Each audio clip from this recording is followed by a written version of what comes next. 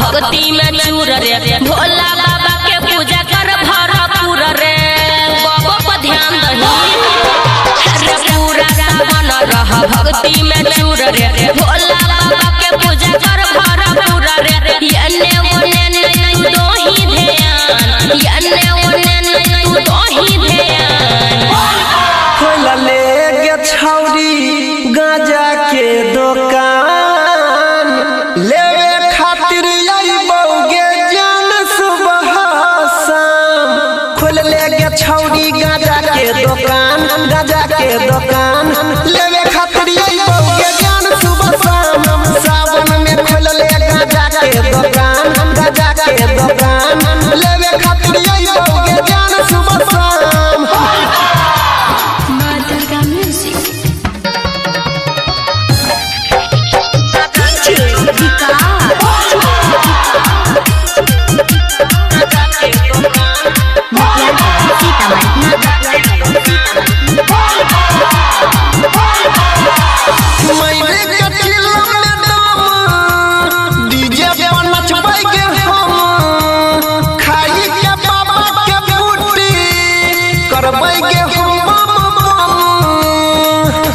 ये जाना सुना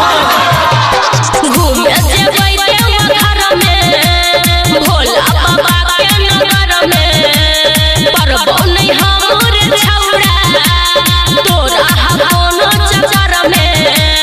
हमरा नहीं करल कर परेशान हमरा नहीं करल कर परेशान खोला ले गे छौरी गाजा के दुकान लेवे खातिर आई बौगे जान सुबह शाम खोल ले गे छौरी गाजा के दुकान लेवे खातिर आई बौगे जान सुबह शाम सावन में खोल ले गाजा के दुकान लेवे खातिर आई बौगे जान सुबह शाम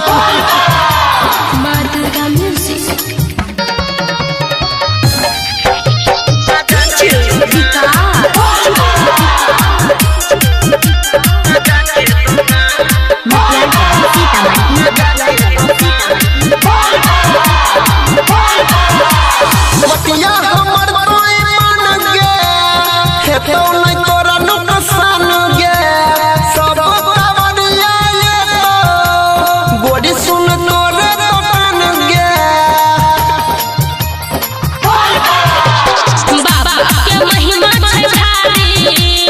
जानै छै दुनिया सारी भंग गजा सा होई छै रंग बिरंग के बीमारी सुमन सोना लन खोल जुबान अनिल सनी बंदा राख जुबान खोल ले गे छौरी गाजा के दुकान लेवे खातिर आई बौगे जान सुबह शाम खोल ले गे छौरी गाजा के दुकान लेवे खातिर आई बौगे जान सुबह शाम सावन में खोल ले गाजा के दुकान लेवे खातिर